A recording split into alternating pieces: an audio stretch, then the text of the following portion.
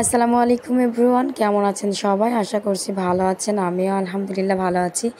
অনেক দিন পরে আপনাদের সামনে আবার একটা দারুণ রেসিপি নিয়ে চলে আসলাম। আজকে আমি মলা শুটকি মাছ আর কুমড়ো বড়ি দিয়ে আপনাদেরকে ভর্তা করে দেখাবো। এখানে কিছু মলা শুটকি মাছ নিয়েছি আর এখানে নিয়েছি কিছু কুমড়ো বড়ি। প্রথমে আমি মলা শুটকি মাছগুলো ভালোভাবে পরিষ্কার করে নেব। তার জন্য গরম পানি করে নেব একটু, তার জন্য পরিমাপ মতো পানি দিয়ে দিলাম।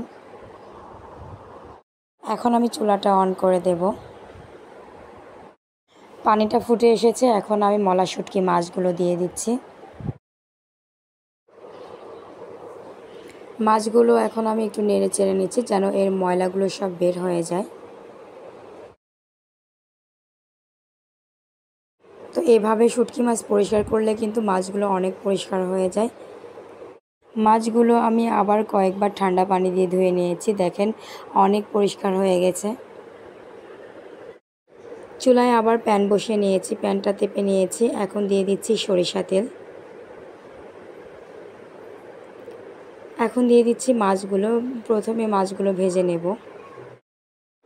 আপনারা চাইলে কিন্তু মলা শুটকি মাছ শুধু শুকনা তাওয়া বা কড়াইয়ের ওপরও ভেজে নিতে পারেন। তো যে যেভাবে ইচ্ছা সেভাবে ভেজে নিতে পারেন। আমি দুইভাবেই ভেজে নেই। তো যাই হোক, এভাবে আমি কিছুক্ষণ ধরে ভেজে মাছগুলো লাল করে নেব। এখন দিচ্ছি সেই কুমড়ো বড়িগুলো একটু নেড়ে চেড়ে ভেজে লালচে কালার করে নেব। যাদের দেশে এই কুমড়ো বড়ির প্রচলন নেই তারা শুধু এই শুটকি মাছ দিয়ে এই ভর্তাটা করতে পারবেন।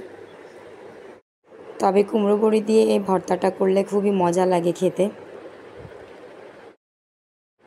এখন ভেজে নেব পেঁয়াজ, রসুন আর শুকনা মরিচ। সামান্য একটু লবণ দিয়ে দিলাম। এগুলোকে কিছুক্ষণ একটু নেড়ে চেড়ে ভেজে লালচে কালার করে নেব। যতক্ষণ না একটা কালার আসবে ততক্ষণ এটা ভাজতেই থাকবো।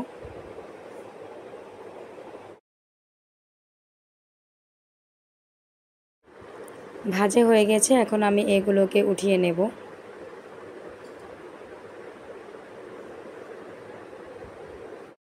এখন একটা ব্লেন্ডার পাত্রে সবগুলো ঢেলে দেব।